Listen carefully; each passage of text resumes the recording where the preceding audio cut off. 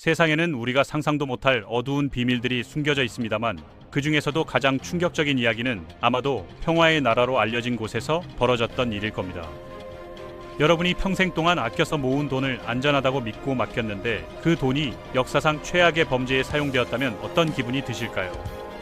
더군다나 그 기관이 가진 핑계를 대며 돈을 돌려주지 않는다면 말이죠. 오늘 이 시간에는 바로 그런 끔찍한 사건이 실제로 일어났던 이야기를 자세히 들려드리려 합니다.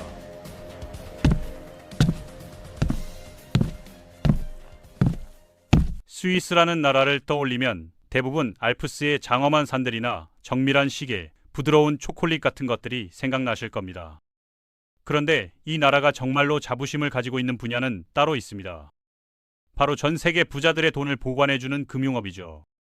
수세기 동안 이 작은 나라는 고객의 비밀을 절대 지킨다는 원칙과 어느 쪽도 편들지 않는다는 중립성으로 엄청난 명성을 쌓아왔습니다. 유럽의 한가운데 자리 잡은 작은 산악 국가가 주변의 강대국들 사이에서 살아남으려면 이런 전략이 꽤 현명했던 건 사실입니다. 실제로 이 나라가 마지막으로 전쟁에 나선 게 나폴레옹 시대인 1815년이었을 정도니까요. 덕분에 유럽 각지의 왕족들과 부유한 상인들은 안심하고 자기 재산을 스위스 은행에 보관할 수 있었습니다. 그런데 1933년에 독일에서 히틀러가 권력을 잡으면서 상황이 완전히 달라지기 시작했습니다. 1차 세계대전 이후 막대한 배상금을 물어야 했던 독일의 경제 상황은 정말 최악이었죠. 히틀러는 이 문제를 해결하기 위해 너무나 극단적인 방법을 선택했습니다. 처음에는 정치적 반대자들의 재산을 빼앗는 정도였지만 점점 더 대규모로 유대인들의 재산을 강탈하기 시작했습니다. 나치 정권은 이런 약탈을 체계적으로 진행하기 위해 특별 조직까지 만들었습니다.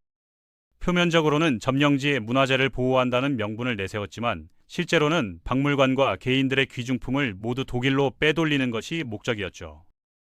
벨기에, 네덜란드, 오스트리아, 체코슬로바키아 같은 나라들의 중앙은행 금고는 물론이고 개인들의 금과 은, 다이아몬드까지 싹쓸이 당했습니다.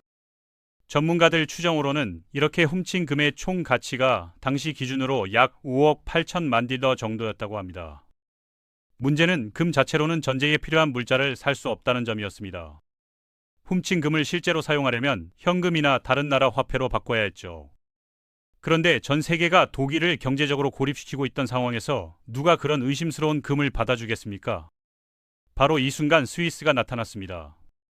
중립국이라는 이유를 들며 나치 독일과 계속 거래를 했고 특히 주요 은행들은 출처가 의심스러운 금을 아무 질문 없이 받아들였습니다. 더 놀라운 것은 당시 전 세계가 유대인들에 대한 나치의 박해를 이미 알고 있었다는 사실입니다. 이건 비밀도 아니었어요. 신문과 라디오를 통해 유대인들이 재산을 빼앗기고 수용소로 끌려간다는 소식이 널리 퍼져 있었으니까요. 그럼에도 스위스 은행들은 중립국이라는 이유로 나치의 금을 계속 받았습니다. 심지어 1940년부터는 희생자들의 금리나 반지, 안경테까지 녹인 금괴들도 대량으로 들어왔다는 사실이 나중에 밝혀졌죠. 그렇다면 스위스 정부와 기업들은 어떤 태도를 보였을까요? 공식적으로는 중립을 지킨다고 했지만 실제로는 완전히 다른 모습이었습니다. 유명한 식품회사 네슬레는 나치 독일 내에서 오히려 사업을 확장했고 현재 노바르티스의 전신 회사들은 유대인 임원들을 해고하고 독일인으로 교체했습니다. 가장 충격적인 건 스위스 정부가 1938년에 독일 정부에게 유대인 여권에 특별 표시를 해달라고 요청했다는 점입니다. 국경에서 유대인을 쉽게 구별해서 입국을 막기 위한 조치였죠. 실제로 스위스는 나치를 피해 도망치는 유대인들을 국경에서 되돌려 보냈습니다. 수많은 가족들이 스위스 국경에서 거부당해 결국 죽음이 기다리는 수용소로 가야 했습니다. 한쪽에서는 이들의 재산이 담긴 금을 받아들이면서 다른 한쪽에서는 그 주인들을 죽음으로 내몬 셈이죠. 이런 이중적인 태도는 단순한 중립이 아니라 공범행위라고 봐야 하지 않을까요? 당시 일반 스위스 시민들 대부분은 이런 일들을 몰랐을 겁니다. 하지만 은행의 고위 경영진이나 정부 핵심 관료들이 정말 몰랐다고 하기는 어렵죠. 매주 수십 톤씩 트럭으로 실려오는 금괴의 출처를 전혀 몰랐을 리 없으니까요. 더군다나 스위스 은행들은 평소에는 예금자 정보를 절대 비밀로 지킨다고 하면서도 나치가 특정 유대인의 계좌 정보를 요구하면 순순히 넘겨줬습니다. 이런 선택적 비밀주의는 결국 강자편에 서서 약자를 희생시키는 비겁한 행동이었습니다. 더 끔찍한 건 스위스 은행들이 단순히 금을 보관만 한 게 아니라 적극적으로 자금 세탁에 가담했다는 점입니다. 의심스러운 금괴를 깨끗한 스위스 화폐로 바꿔주고 다시 다른 나라 돈으로 환전해주면서 출처를 완전히 감춰버렸죠. 일부 은행들은 나치 독일에 직접 대출까지 해주면서 전쟁을 도왔다는 증거도 발견됐습니다.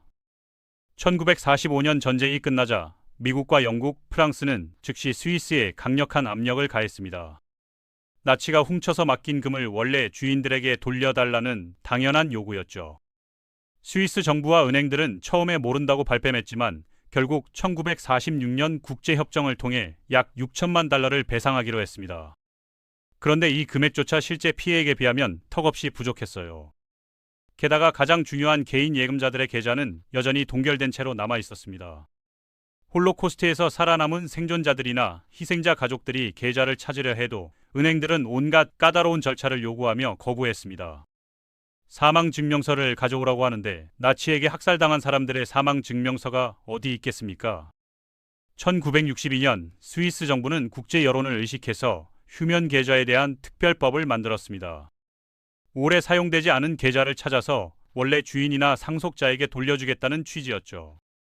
하지만 실제로 반환된 금액은 고작 1,500만 달러에 불과했습니다.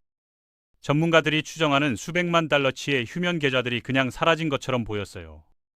은행들은 서류가 분실되었다거나 계좌 소유자를 확인할 수 없다는 변명으로 계속 책임을 회피했습니다.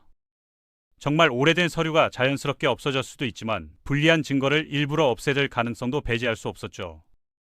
참다 못한 세계 유대인 협의회는 1996년 국제특별조사위원회를 구성했습니다. 세계 각국의 역사학자, 경제학자, 법률 전문가들이 참여해서 2년간 철저히 조사했죠. 최종 보고서 내용은 전 세계를 충격에 빠뜨렸습니다. 나치가 스위스 은행을 통해 세탁한 금의 양이 최소 103톤에 달한다는 게 밝혀졌습니다. 그런데 그 엄청난 양 중에서 실제로 피해자들과 가족에게 돌아간 건 고작 4톤뿐이었죠. 나머지 99톤의 금은 도대체 어디로 사라졌을까요? 아마 스위스 은행들의 비밀금고 어딘가에 여전히 잠들어 있거나 이미 다른 용도로 사용되어서 추적이 불가능한 상태가 됐을 겁니다. 세계 유대인 협의회는 즉시 스위스 주요 은행들을 상대로 대규모 집단 소송을 제기했습니다. UBS와 크레디트 스위스 같은 거대 은행들뿐 아니라 네슬레 같은 기업들도 소송 대상에 포함됐죠. 수년간의 치열한 법적 공방 끝에 2018년 역사적인 합의가 이뤄졌습니다. 주요 은행과 기업들이 총 13억 달러가 넘는 배상금을 지불하기로 한 것입니다.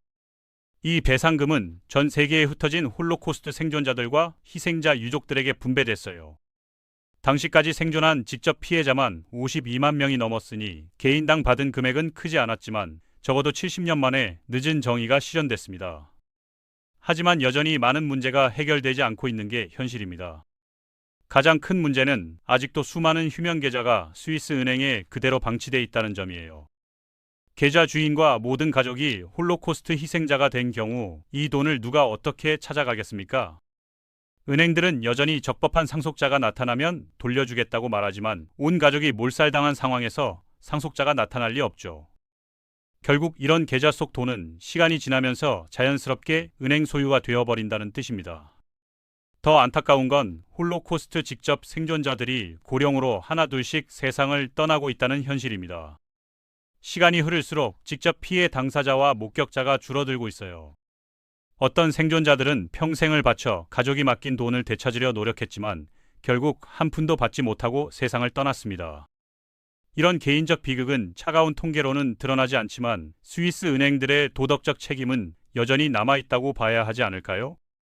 정말 아이러니한 건 이 모든 논란에도 불구하고 스위스 은행 업계는 지금도 여전히 세계 최고의 자리를 지키고 있다는 점입니다.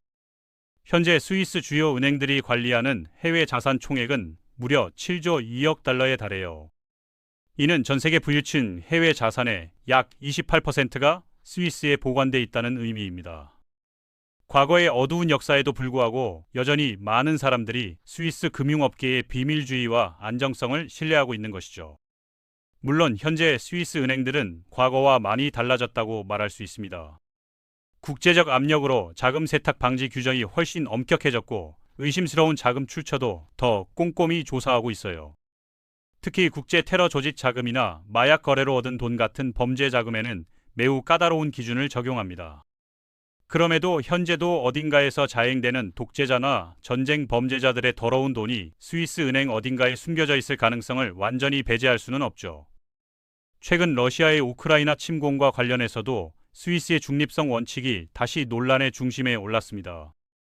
유럽연합과 미국 같은 서방 국가들이 러시아에 강력한 경제 제재를 가하는 상황에서 스위스는 어떤 입장을 취하는 게 옳을까요?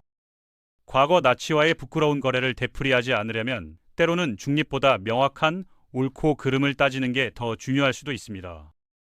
다행히 이번에는 스위스 정부도 국제 제재에 동참하는 결정을 내렸지만 여전히 많은 논란이 계속되고 있는 상황이에요. 결국 스위스 은행들의 어두운 역사는 현재를 살아가는 우리 모두에게 중요한 교훈을 남겨주고 있습니다. 중립이라는 명분 뒤에 숨은 무관심과 방관이 때로는 악행을 돕는 결과를 낳을 수 있다는 점이죠. 특히 은행처럼 사회와 경제에 막대한 영향력을 가진 조직들은 단순히 수익만 추구해서는 안 되겠습니다. 자신들의 선택이 가져올 사회적, 도덕적 결과에 대해서도 깊이 고민해야 마땅합니다. 스위스 은행들이 73년이라는 긴 세월이 지난 지금도 여전히 과거의 잘못에 대한 비판을 받고 있는 이유가 바로 여기에 있는 게 아닐까요? 우리는 이런 역사를 통해 개인과 기업, 국가가 어떤 선택을 해야 하는지 배울 수 있을 겁니다. 역사는 때로 우리가 상상도 못할 만큼 잔혹하고 비극적입니다만 그 속에서 교훈을 얻지 못한다면 같은 실수를 반복하게 될 테니까요. 스위스 은행의 사례는 단순히 과거의 이야기가 아니라 현재도 계속되고 있는 문제입니다. 전 세계 곳곳에서 여전히 권력과 돈을 가진 이들이 약자를 희생시키는 일이 벌어지고 있죠. 우리가 이런 문제에 관심을 갖고 목소리를 내지 않는다면 결국 역사는 또다시 반복될 수밖에 없을 겁니다. 평화와 중립을 내세우는 나라에서조차 이런 끔찍한 일이 벌어졌다는 사실을 기억해야 합니다. 그리고 우리 각자가 어떤 선택을 하느냐에 따라 세상이 조금씩이라도 더 나은 곳이 될 수 있다는 걸 믿어야 하지 않을까요? 때로는 중립이라는 이름 아래 숨는 것보다 오른편에 선 용기가 더 필요한 순간이 있습니다. 스위스 은행들의 역사가 우리에게 알려주는 가장 큰 교훈이 바로 이것일 겁니다. 결국 침묵과 방관도 하나의 선택이고 그 선택에는 반드시 책임이 따른다는 사실을 절대 잊어서는 안 되겠습니다.